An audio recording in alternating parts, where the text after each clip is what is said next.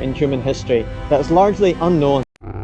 What a horrible way to be treated. This is the story of a haunting chapter in human history that is largely unknown to the rest of the world, where human beings were treated worse than lab animals by other human beings. This is the story of Unit 731.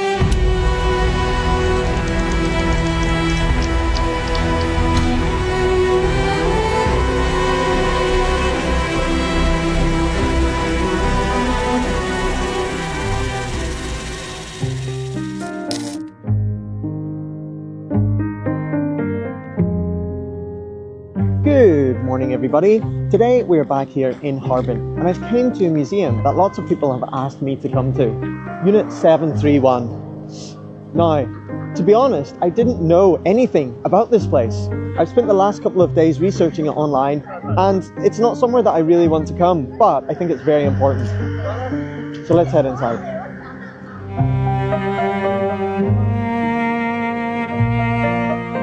So this facility is known as Unit 731, but the full name of the museum is the Exhibits of Evidence of Crimes Committed by Unit 731 of the Japanese Imperial Army. So it kind of gives you an idea.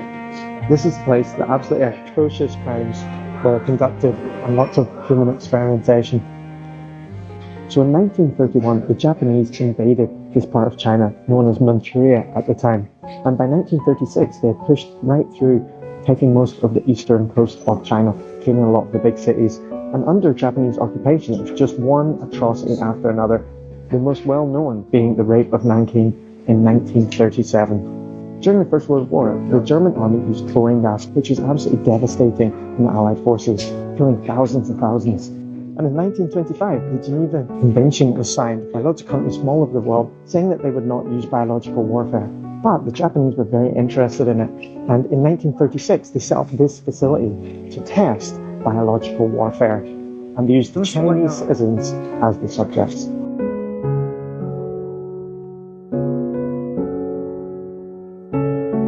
So all around we've got these different exhibitions. We have a top-down plan of the former site.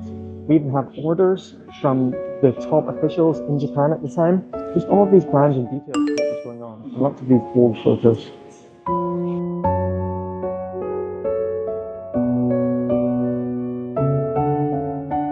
We also have information about the training and education. We actually sourced top students from Japan at the time in the medical field to come and work here. Lots about the staff and how they kept this facility confidential. When you think of biological warfare, you think of things like bombs, mustard gas. Here, we actually tested a lot of different diseases, different bacteria, viruses. They even tested lots of experiments such as taking limbs off, removing organs, and even vivisections without anesthesia.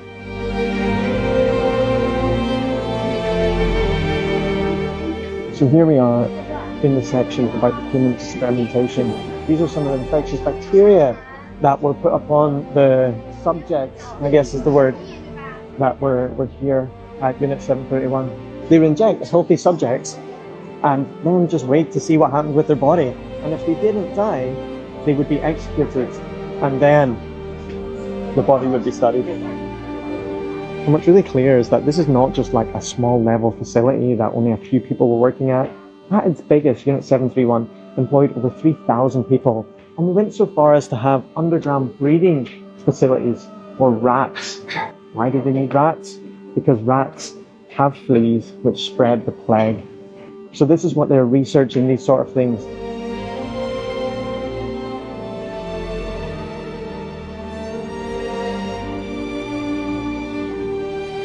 In 2001 and in 2007, the United States Archives actually decoded over 100,000 documents from the Japanese invasion of China. And out of those, over 3,000 were in relation to Unit 731. So these show different testings they were doing, different scientific records, even diagrams of the subjects. It's pretty grim. And this would have been the operating space. So the main bacterial weapon created by this Unit 731 was the bacterial shrapnel bomb. The terracotta-style bacteria bomb contained fleas that were carrying plague bacteria. When the bomb reached the ground and exploded, the bacteria would be sent outwards.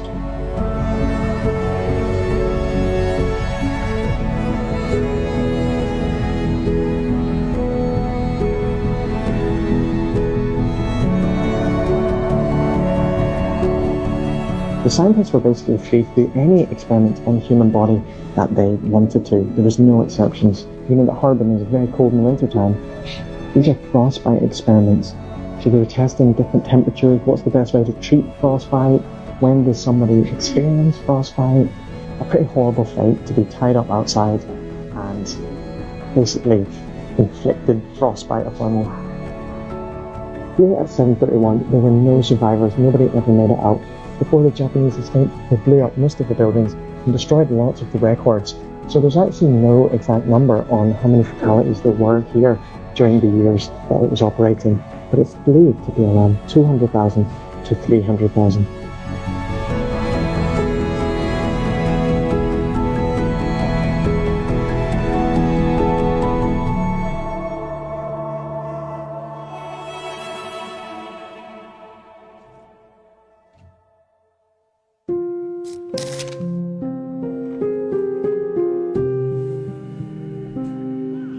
So this facility is split into two separate parts. You have the museum over there, which was built in 2015, and you also have this. This is the administration office. And in 1945, here, there were over 80 buildings, and just before the Japanese left, they destroyed all the buildings and unfortunately killed all of the subjects that they were testing on.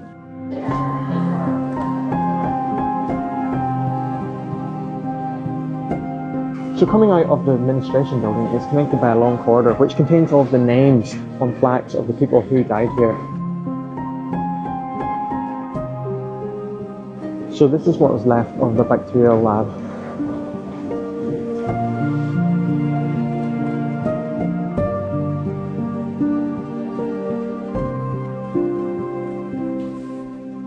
When I was 13, I visited Auschwitz-Birkenau in Poland, which is the site of the horrible terrors that the Nazi regime undertook during World War II.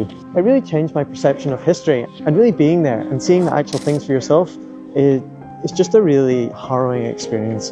And being here, it reminds me of it so much. And I never thought I would have that sort of experience again, yet here I am. It's exactly the same. Whilst walking through the remaining desolated buildings, I thought about the similarities and differences between the Auschwitz concentration camp and what happened here at Unit 731. Both were horrific places of torture, torment and murder. But the Germans have since apologised and owned up to what happened, vowing for it never to be repeated. But here at Unit 731, there has never been an acknowledgement of the crimes committed. That goes for not only this facility, but for all atrocities committed during the Japanese invasion of China. I feel a formal apology and true expression of regret would go a long way in helping people mourn the tragedy and let the deceased rest peacefully. These places are not to be hidden. They should be places of education so that nothing like this will ever be repeated.